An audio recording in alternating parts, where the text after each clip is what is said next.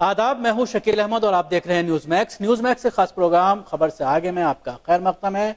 5 रियासतों के नताइज सामने आ चुके हैं, जिनमें से 3 रियासतों में कांग्रेस सरकार बनाने जा रही है और उत्तर प्रदेश और उत्तराखंड में बीजेपी ने बहुमत हासिल किया है। इसी मुद्दे पर बात करने के लिए खासतौर से आज हम इस प्रोग्राम में ये बात करेंगे उत्तर प्रदेश के नताइज पर और क्या असर उसका पड़ने वाला है, खासतौर से मुस्लिम के ऊपर, क्योंकि मुसलमान इन नताइज को लेकर काफी बेचैन हैं, काफी खौफजदा हैं। इसी चीज पर बात करने के लिए हमारे साथ स्टूडियो में आज 2 खास मेहमान मौजूद हैं। मौलाना साजिद रशीदी साहब जो ऑल इंडिया इमाम एसोसिएशन के सदर हैं, और उसके साथ ही दूसरे खास मेहमान हैं हाफिज साबरीन साहब जो बीजेपी के प्रेसिडेंट रहे सीताराम बाजार मंडल के, और उसके साथ ही मुस्लिम राष्ट्रीय मंच के को कन्वीनर भी हैं जो आरएसएस का एक विंग है, मुस्लिम विंग है। साबरीन साहब, इन नताइज को आप किस तरह से देखते हैं, खासतौर से मुस्लिम परिप्रेक्ष्य में? मैं सबसे पहले तो आपका शुक्रिया अदा करना चाहूँगा शकील साहब कि आपने मुझे यहाँ बोलने का मौका दिया। उसके साथ मैं अपनी बात इस शेर के साथ शुरुआत करूँगा। कुछ आंधियों में इस कदर बदहवास हुए थे लोग, कुछ आंधियों में इस कदर बदहवास हुए थे लोग, जो शजर खोखले थे उन्हीं में जा चुके। सबसे पहले मैं भारतीय जनता पार्टी की तरफ से मैं तमाम यूपी की जनता का तहे दिल से शुक्रिया अदा करना चाहता हूँ कि उन्होंने मोदी जी के सबका साथ सबका विकास वाले नारे पर भरोसा किया और उसी के साथ अमित शाह जी के कौशल नेतृत्व पर और तमाम भारतीय जनता पार्टी के एक एक वर्कर, एक एक कार्यकर्ता को कि जिन्होंने घर घर जाकर, घर घर नोक कर कर वोटर को निकाला, वोटरों में जागरूकता पैदा की। देखिए, मुस्लिम समाज की अगर आप बात करें खौफजदा होने की, तो मैं कह रहा हूँ कि कहीं खौफजदा होने की जरूरत नहीं मुस्लिम समाज को। और किसने कह दिया कि मुस्लिम समाज खौफजदा है भारतीय जनता पार्टी के ऐसे नतीजे आने से? अरे साहब, कितना सही मानते हैं इस बात को जो ये कह रहे हैं कि मुसलमानों ने भी अपना वोट बीजेपी को दिया है, क्योंकि 325 सीटें बहुत होती हैं, 325 सीटें 403 में से बीजेपी लेकर आ रही है और कहा जा सकता है बहुजन समाज पार्टी का सफाया हो गया है। शायद वो अब खुद भी राज्यसभा में जो है मायावती ना आ पाए, क्योंकि 18 सीट उनको जो है अभी तक मिलती नजर आई है। देखिए, ये बात तो सही है साबरीन साहब की कि मुस्लिम ने भी वोट दिया है बीजेपी को, इसमें कोई शक नहीं है। एमपी इलेक्शन में 8% वोट मिला था बीजेपी को और अब अनुमान के मुताबिक 10 से 15% वोट मिला है। तो ये तो सही है कि मुस्लिम वोट मिला है, लेकिन इसमें बीजेपी की ज़्यादा सीटें आने में सबसे बड़ा दखल जो है वो उस वोटर का है जो वोट बिल्कुल तितर बितर हो गया, जो बसपा के नाम पे, समाजवादी के नाम पे, कांग्रेस के नाम पे कई हिस्सों में बंट गया। दूसरे ये है एक बहुत बड़ा नुकसान इस वजह से भी हुआ कि मायावती ने कुछ मुसलमान वोटों को टिकट दिया, वहीं पर जो है एसपी ने भी मुसलमान उम्मीदवार उतार दिया, वहीं कांग्रेस ने भी मुसलमान उम्मीदवार उतार दिया। तो उससे ये हुआ कि जब 2 आपस में मुसलमान लड़े तो कहीं ना कहीं बीजेपी का आदमी उसमें निकल गया। ये सच्चाई है। लेकिन एक जो बात आपने कही थी पहले कि मुसलमान खौफजदा है, मैं नहीं समझता इस बात को। साबरीन साहब ने बहुत अच्छा जवाब दिया। मैं नहीं समझता कि कहीं इससे मुसलमान खौफजदा है, बल्कि मुसलमान को तो इसका स्वागत करना चाहिए। जब हमारे मुल्क पर एक पार्टी की हुकूमत आई है, नरेंद्र मोदी हमारे वजीर आज़म बने हैं, तो मैं कहता हूं कि हमें उसको स्वीकार करना चाहिए और खुशदिली के साथ करना चाहिए। ये इलाही फैसला होता है, इसमें किसी भी आदमी का कोई अमल दखल नहीं होता।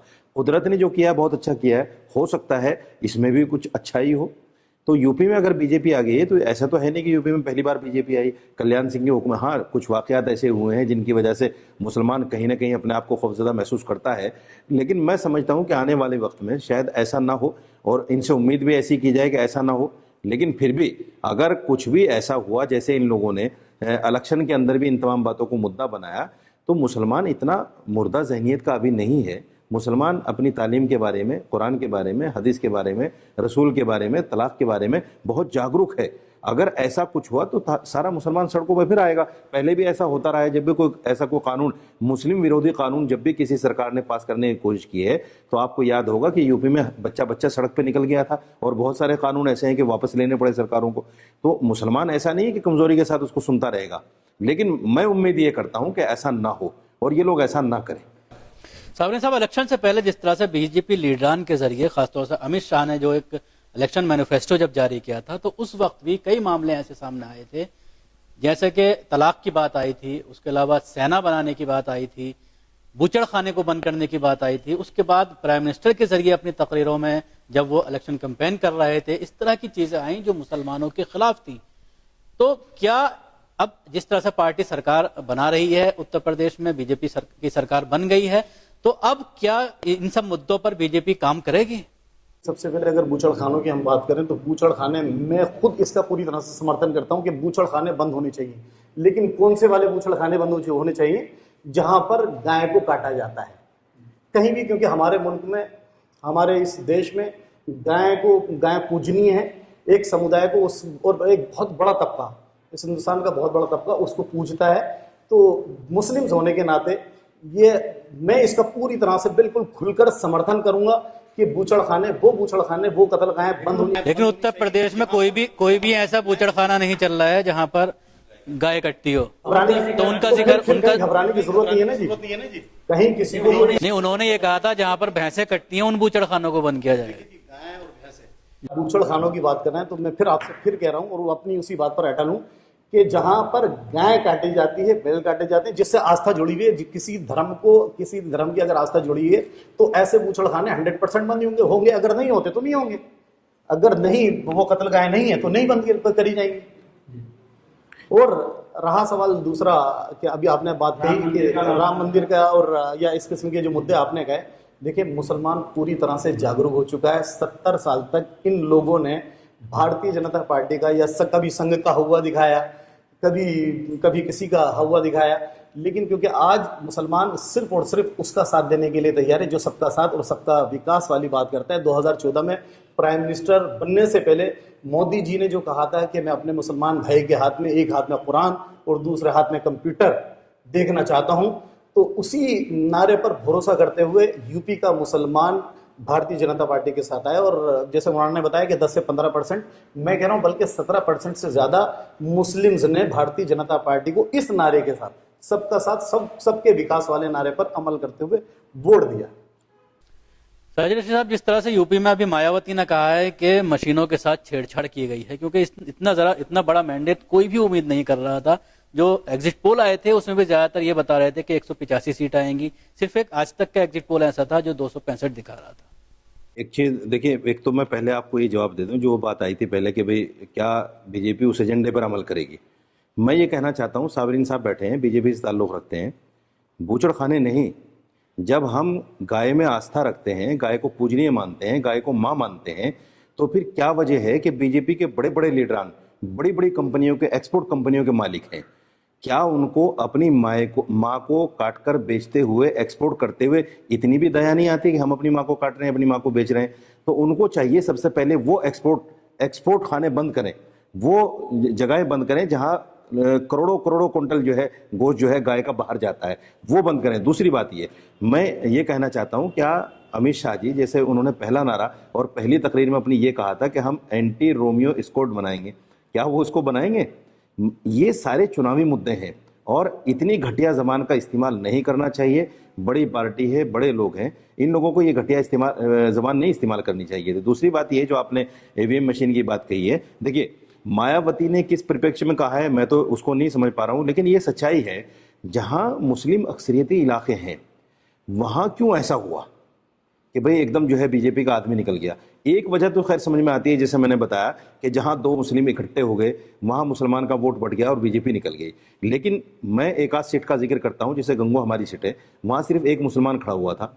1,30,00,000 वोट है वहां मुसलमान का। अगर 70% वोट भी बढ़े तो भी 85,000 वोट जाता है, लेकिन वहां भी मुसलमान हार गया अकेला रहते हुए। उसकी क्या वजह हुई?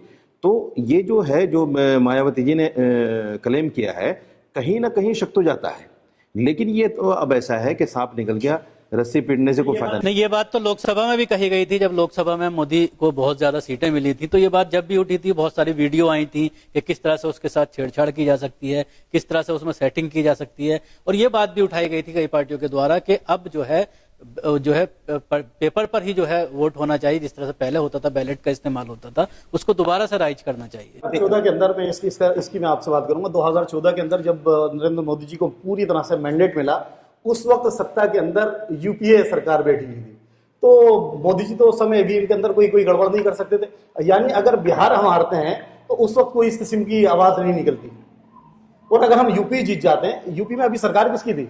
यूपी में मुलायम सिंह जी की थी, तो भाई समाजवादी पार्टी, अखिलेश जी वजीर आला थे यूपी के, अगर ईवीएम में गड़बड़ हो रही थी तो आपने क्यों नहीं रोकी?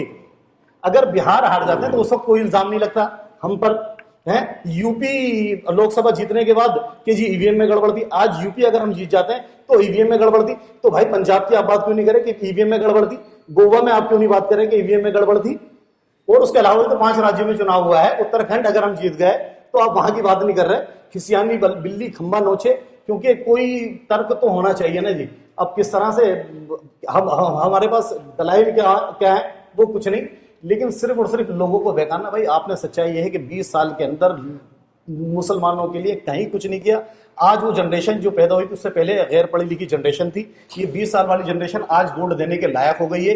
ये सब जानती है, आपके वादों पर नहीं जी। आप अगर अमली कोई काम करेंगे मुसलमानों के लिए तो आपका साथ देंगे, अदरवाइज नहीं। उन्होंने भरोसा करा मोदी जी पर और इसलिए मुसलमान उसके साथ पहुंचे। मौलाना, जिस तरह से कांग्रेस की अगर बात की जाए, उत्तर प्रदेश में जब बाबरी मस्जिद की शहादत हुई उसके बाद से कांग्रेस यूपी में धीरे धीरे खत्म होती नजर आई।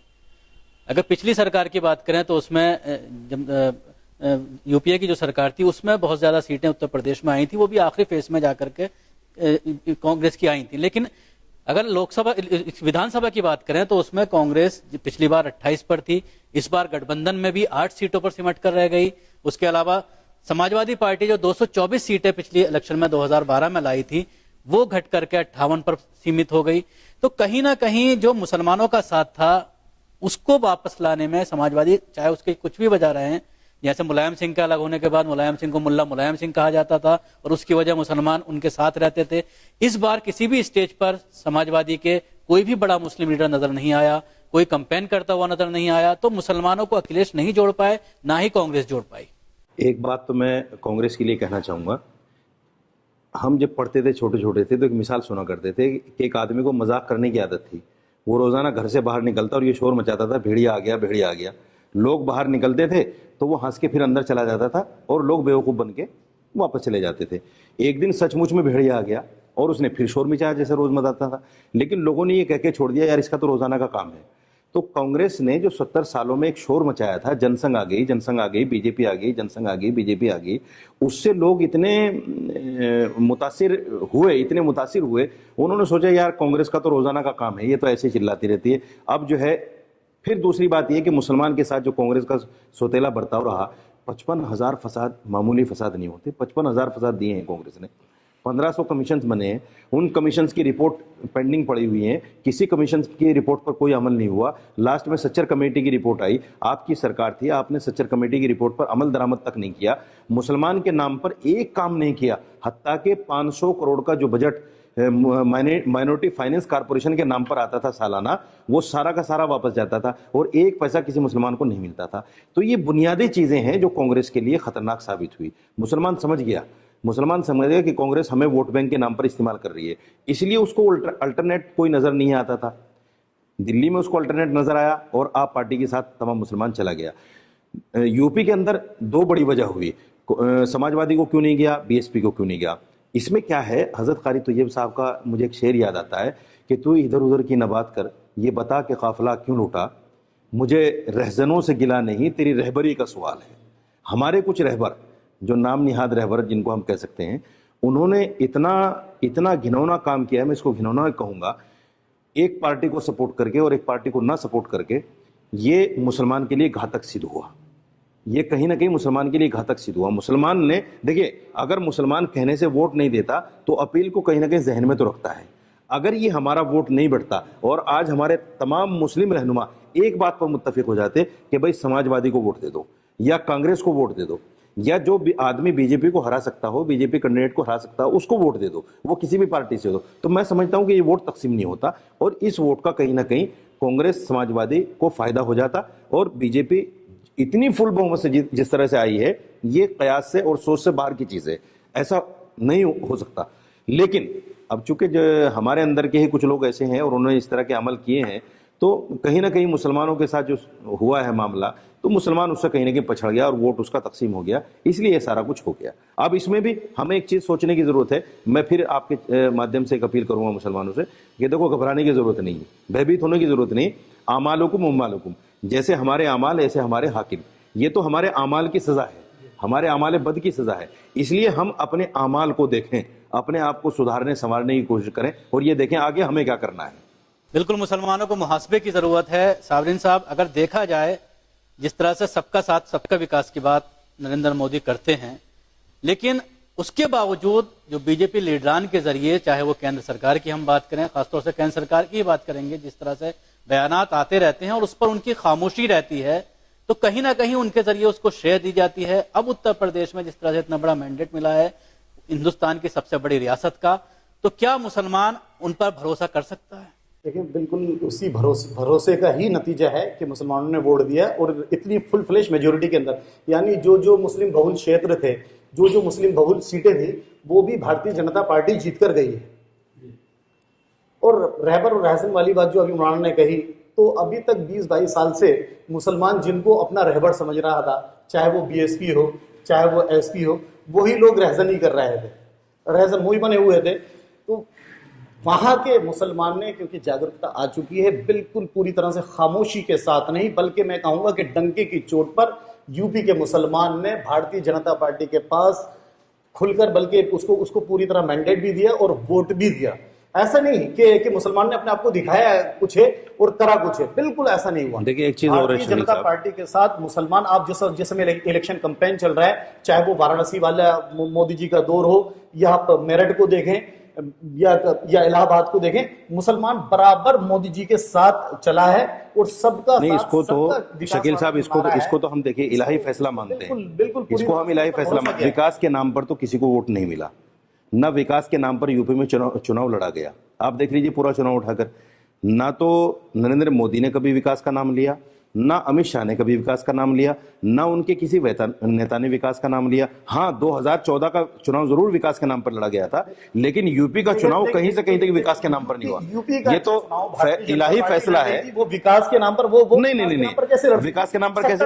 अरे भाई, उन्होंने तो शमशान, कब्रिस्तान, बिजली, 3 तलाक और फला फला ये कुछ होता रहा। नहीं, सत्ता में अखिलेश रहे हैं, तो अखिलेश देखिए, सच्चाई को मानिए साबरीन साहब, पास तो सेंट्रल का विकास था। साबरीन साहब, सेंटर में क्या विकास किया? एक विकास का नाम गिनवाइए, एक विकास गिनवाइए। मौलाना, कितना जिम्मेदार इसमें जो लीडरान थे, खासतौर से मुस्लिम लीडरों की अगर हम बात करें, तो उनके जरिए जो बयानात आए, चाहे वो अहमद बुखारी की बात करें या उसके अलावा कल्बे जब्बार साहब की बात करें या और बहुत सारी ऑर्गेनाइजेशन के जरिए बहुजन समाज पार्टी को सपोर्ट करते हुए नजर आए।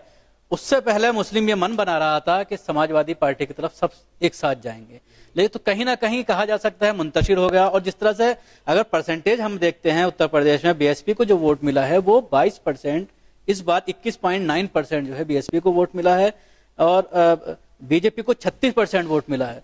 तो कहीं ना कहीं जो अपना वोट था मायावती, वो अपना वोट बचाने में नाकाम रही हैं। मुलायम सिंह, अखिलेश जो है वो अपना यादव का वोट बचाने में नाकाम रहे हैं। ये जहां तक वोट प्रतिशत की बात है, ये सच्चाई है कि मायावती अपना वोट बचाने में नाकाम रही।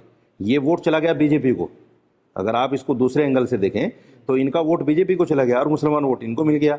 यही सेम पोजीशन समाजवादी की है कि समाजवादी अपना वोट बचाने में नाकाम रही, उसको अपना वोट नहीं मिल पाया, लेकिन मुसलमान वोट थोक के भाव में उसको मिल गया। अगर मुसलमान वोट भी इन दोनों पार्टियों को नहीं मिलता कांग्रेस की तरह, तो ये भी 8 पे होती, 7 पे होती। अगर इनकी कुछ पोजीशन अच्छी आ रही है तो मुसलमान वोटों की वजह से, ये तो सच्चाई है, इसको तो मानना पड़ेगा। लेकिन जहां तक साबरीन साहब कह रहे हैं, देखिए साबरीन साहब, आपको बहुमत मिल गया वहां, बहुत अच्छी बात है, हम उसको स्वीकार कर रहे हैं, उसको मान रहे हैं। आपको भी इस बात को मानने में इनकार नहीं होना चाहिए कि देखो, विकास के नाम पर वहां चुनाव नहीं लड़ा गया। जितने भी कम्युनल मुद्दे थे वो सब के सब लास्ट में जो मामला हुआ है लखनऊ के अंदर, उसको भी कहीं ना कहीं आप जहन में रखिए। ये सच्चाई है। विकास की बात तो अखिलेश कर रहे थे ना जी, अखिलेश ने किया है। देखो, इसको भी मानना पड़ेगा कि अखिलेश ने कुछ काम किए हैं, क्योंकि कमजोर ऐसा कुछ नहीं, विकास की डोर बिल्कुल नहीं उसको, अगर अखिलेश, ये तो सियासी जवाब है आपका, ये तो आपका सियासी जवाब है। विकास किया होता तो उन्हें कांग्रेस, जिसका कोई वजूद यूपी में नहीं है, जो अपने वजूद की लड़ाई वहां लड़ रही थी, तो अपने आप को बचाने के लिए कांग्रेस से किसी भी तरह से गठबंधन नहीं करते। कांग्रेस से गठबंधन होना वो सिर्फ और सिर्फ इस बात का सबूत, हाफिज साहब, सबसे बड़ी बात ये है, सुनिए, सबसे बड़ी बात भारतीय जनता पार्टी का, तो भारतीय जनता पार्टी यूपी में सत्ता में अब आई है। आने वाला चुनाव जो हम लड़ेंगे वो वाकई साबरीन साहब, 2.5 साल आपकी सरकार को केंद्र में हो गए, एक बात बताइए, विकास का क्या काम किया है मोदी?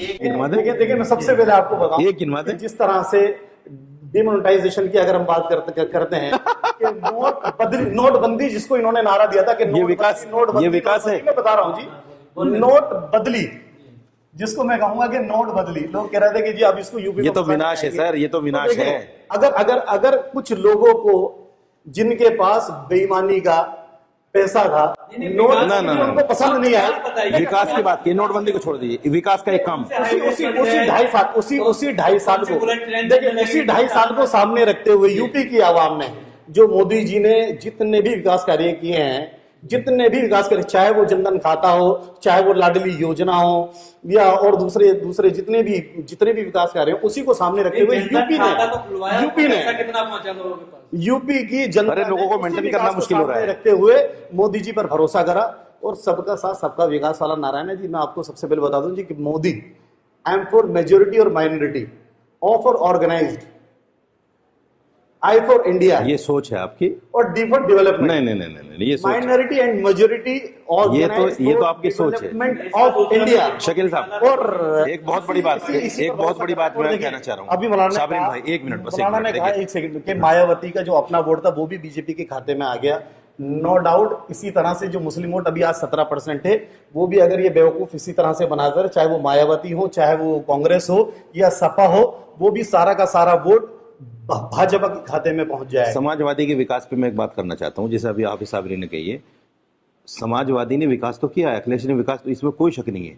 लेकिन वजह क्या हुई कि अखिलेश तो विकास विकास विकास का नारा देते रहे, और बीजेपी ने जो कम्युनल एंगल उठाया है वो इतना हावी हो गया उस विकास पर कि लोगों का दिमाग उधर रहा, इधर बिल्कुल नहीं रहा। ये मान उत्तर प्रदेश में कम्युनल एंगल भी चला, जात पात का एंगल भी चला, और इसी पर इलेक्शन यूपी में और बिहार में इसी चीज पर इलेक्शन होता है। विकास कोई मुद्दा नहीं है यूपी में या बिहार में। अगर बात करें समाजवादी पार्टी की, तो आप कितना इसको जिम्मेदार मानते हैं? मुलायम सिंह का जो पूरा ड्रामा चला था, उससे कितना यादव वोट पूरा चला गया? क्योंकि दो फाड़ हो गए, एक तरह से देखा जाए शिवपाल ने एंटी समाजवादी पार्टी काम किया, और आज जिस तरह से उनका बयान आया, उन्होंने कहा कि इसको घमंड ने डूबा, और घमंड की वजह से जो है। मैं बताऊं आपको, मुलायम सिंह की जहां तक बात है, मैं उसका खुद शाहिद हूं। मुलायम सिंह की धोती खुलवा के आप देख लीजिए, कच्चा निकलेगा, ये सच्चाई है, इसमें कोई शक नहीं है। खुद मेरे सामने मुलायम सिंह ये कहता है कि मुझे मुसलमान का वोट नहीं चाहिए। वही बात उसने अखिलेश के लिए कही कि ये मुसलमान को जो है, मुसलमान के लिए विकास नहीं विनाश का काम करता है, ये मुसलमान के लिए काम नहीं करता। ये कहीं ना कहीं मुसलमान को अखिलेश से हटाने की बात थी। और ये जो कुछ भी हुआ है, ड्रामा हुआ है, लेकिन इसमें कहीं ना कहीं अखिलेश को एक अच्छा नेता बन के उभरा है अखिलेश। उसमें अखिलेश की छवि बनी है। ये अलग बात है कि आज उसको बहुमत नहीं मिल पाया या उसको सीटें अच्छी नहीं मिल पाई, लेकिन इसमें भी कोई शक नहीं है कि वो राष्ट्रीय नेता बन गया, एक ऐसा नेता बन गया कि कल आने वाले वक्त में कहीं ना कहीं उसकी एक इमेज जो लोगों के सामने आएगी, वो एक बहुत बड़ी इमेज होगी। मुलायम सिंह के कद के बराबर कहीं ना कहीं उसकी इमेज होगी, मायावती के कद के बराबर उसकी कहीं ना कहीं इमेज होगी। तो अखिलेश को तो इसमें फायदा हुआ है, लेकिन इसमें जो नुकसान सबसे बड़ा हुआ है वो मुसलमान को हुआ है। मुसलमान को ये नुकसान हुआ है कि आज मुसलमान का वोट, अगर हम समाजवादी से कहें कि भाई हमने आपको वोट दिया है, तो वो कहेगा जी आपने तो हमें वोट ही नहीं दिया, अगर आप हमें वोट देते तो हम जीत जाते। कांग्रेस से कहेंगे तो कांग्रेस नहीं मानेगी, समाजवादी बीएसपी से कहेंगे तो बीएसपी नहीं मानेगी, बीजेपी तो पहले से नहीं मानती कि हमें मुसलमान वोट नहीं देता। उन्होंने तो टिकट भी नहीं दिया मुसलमान को, सिर्फ ये कहकर भाई मुसलमान हमें वोट नहीं देता। तो कहीं ना कहीं नुकसान इस पूरे खेल में मुसलमान को हुआ है। अब मुसलमान को ये सोचना चाहिए कि आज जो तेरी पोजीशन है, ना इधर का है ना उधर का है, जैसे कहते हैं धोबी का कुत्ता ना घर का ना घाट का। आज मुसलमान को इस बात पर बैठना पड़ेगा, सोचना पड़ेगा कि मेरे वोट की अहमियत पार्टियों की नजर में कैसे आए और हम उस पर किस तरीके से अमल करें। ये सच्चाई है। अगर मुसलमान आज भी नहीं बैठा तो उसका हश्र आने वाले टाइम में ऐसा हो जाएगा कि फिर उसके वोट की कोई कीमत नहीं रह जाएगी, बेहसत होकर रह जाएगा। मैं मौलाना की बात से कतअन मुत्तफिक नहीं हूं कि इस सारे ड्रामे से मुसलमानों को नुकसान पहुंचा है। मैं कहूंगा इस वाले ड्रामे से अगर किसी को नुकसान पहुंचा है वो सिर्फ और सिर्फ समाजवादी पार्टी है। मुसलमानों को तो इस ड्रामे से फायदा पहुंचा है, क्योंकि उनकी समझ में आ गया कि बाप कुछ कहता है, बेटा कुछ कहता है। विकास के नाम पर सिर्फ और सिर्फ ये वोट लेने की राजनीति मुसलमानों से कर रहे हैं। बल्कि मुसलमान तो इस ड्रामे ने, बाप बेटे के ड्रामे ने मुसलमानों को जागरूक कर दिया, और इसी ड्रामे की वजह से भारतीय जनता पार्टी को मुसलमानों ने इतनी तादाद के अंदर वोट दिया। तो मैं सैल्यूट करता हूं इस मुसलमानों की जागरूकता पर कि पूरी तरह से जागरूक रहे और जागरूक होकर और किसी के बहकावे में नहीं आए। जो उन्होंने फैसला साबरीन साहब, एक बात यह भी आती है कि जिस स्टेट में सरकार बीजेपी की होती है वहां पर फसादात नहीं होते। पिछली सरकार में अगर देखा जाए 400 से ज्यादा फसादात समाजवादी के टाइम में आए। तो अभी किसी से मेरी बात चल रही थी, उनका ये कहना था अभी आप ये मान के चलो कि 5 साल यूपी में फसाद नहीं होंगे। अच्छा है ना जी, क्योंकि सत्ता हमारे हाथ में आ जाएगी।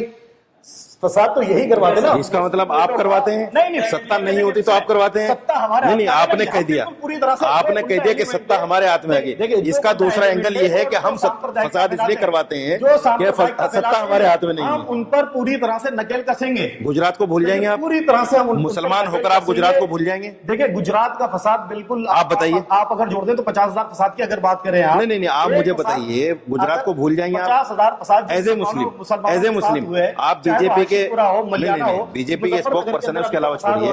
नहीं, सहारनपुर में जो अभी फसाद हुआ उस वक्त तो समाजवादी पार्टी की ही पार्टी नहीं, उसकी वजह गुजरात को भूल जाए मुसलमान, नहीं गुजरात को भूल जाए मुसलमान, हाशिमपुरा को भूल गया मुसलमान, मलियाना को भूल गया। भाई आप गुजरात पे बताइए ना, हाशिमपुरा को छोड़ दीजिए।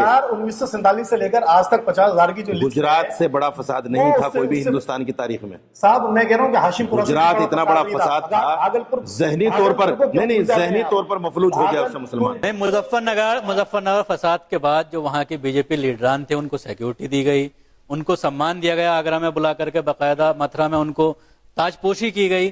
तो कहीं ना कहीं फसाद की राजनीति तो बीजेपी भी करती है, बीजेपी ही करती है। देखिए इसमें फर्क है। पहले तो आप सेट कर ये मुझसे इस लफ्ज को सेट कर ले कि बीजेपी भी करती है, यानी कि और दूसरी पार्टियां करती हैं, है ना, सपा करती है, बसपा करती है, बीजेपी ही करती है। बीजेपी किसी भी कीमत पर इस किस्म की राजनीति नहीं करती। मोदी जी का जो नारा है सबका साथ सबका विकास, इस वाले नारे पर अमल करते हुए मोदी जी का रथ आगे की तरफ बढ़ रहा है। और ये मैं तो इस नारे पर एक बात कहता हूँ शकील साहब, बता रहा हूँ कि बिल्कुल पूरी तरह से यूपी ने इस नारे पर मैं ये बात कहता हूँ, फ्लैश भारतीय जनता पार्टी सत्ता में आ रही है। 1300 करोड़ खाली कपड़ों में खर्च हो गए मोदी जी के। तो मैं ये कहता हूँ कि ये सबका साथ मेरा विकास, ये नारा असल ये है, सबका साथ सबका विकास नहीं है। तो इसको कहीं ना कहीं यूं भी जोड़ के देखिए, वो आदमी जो कपड़ा एक बार पहन लेता है दोबारा पहनने का नंबर नहीं आता। क्या कोई भी वजीर आजम जो मुल्क की बागडोर जिसके हाथ में हो, क्या उसको ऐसा करना चाहिए? जिस देश में लोग भूखे मरते हो, जिसमें देश में एजुकेशन का ग्राफ बहुत नीचे हो, जिस देश में लोग मकान जिनके पास ना हो, खाने के लिए रोटी ना हो, पहनने के लिए कपड़ा ना हो, पीने के लिए पानी ना हो, उस देश का प्रधानमंत्री 1300 करोड़ सिर्फ कपड़ों पर खर्च करे और देश में 12 महीने बाहर रहे, तो ये 2 महीने के अलावा, इस 2 महीने के अलावा कब देश में रहे हैं? तो बल्कि मॉडल ही कहा जाता था। नहीं, दिन में उनके तकरीबन 5 सूट बदला करते थे। नहीं, शिवराज पाटिल जी के पता चल रहा है कि एक बम ब्लास्ट वो आपका आदमी था, इसलिए कांग्रेस ने निकाल दिया। अच्छा वो आरएसएस। मौलाना एक आखिरी सवाल 2019 में इस इलेक्शन के रिजल्ट का कितना असर आप देखते? कितना भी असर नहीं पड़ेगा, ये सच्चाई है। देखिए 3 साल में इन्होंने कोई विकास नहीं किया, अगले विकास नहीं करने वाले हैं। इनका मानना सिर्फ ये है कि जैसे कांग्रेस ने 70 साल लोगों को बेवकूफ बनाया, हम भी इस जनता को कम से कम 5-10 साल तो बेवकूफ बना ही सकते हैं। तो इसलिए ये बनाएंगे और 2019 में कहीं ना कहीं इनको इस बात का खमियाजा भुगतना पड़ेगा। दोनों मेहमान जो बात कर रहे थे कि नताइज का कितना असर पड़ने वाला है, खासतौर से मुसलमान इस पूरे नताइज को किस तरह से देखते हैं। मुसलमान ने कोशिश की, यूपी में समाजवादी पार्टी और बहुजन समाज को दोनों को ही वोट दिया, लेकिन जो उनका अपना बेस वोट था, चाहे वो बहुजन समाज पार्टी के बेस वोट की बात करें, जो दलित वोट था, वो उससे कट करके बीजेपी की तरफ चला गया। और यादव वोट भी काफी तादाद में समाजवादी पार्टी से कट करके बीजेपी की तरफ चला गया, जिसकी वजह से दोनों पार्टियों को करारी हार का सामना करना पड़ा और बीजेपी 325 से ज्यादा सीटें उत्तर प्रदेश में लाने में कामयाब रही।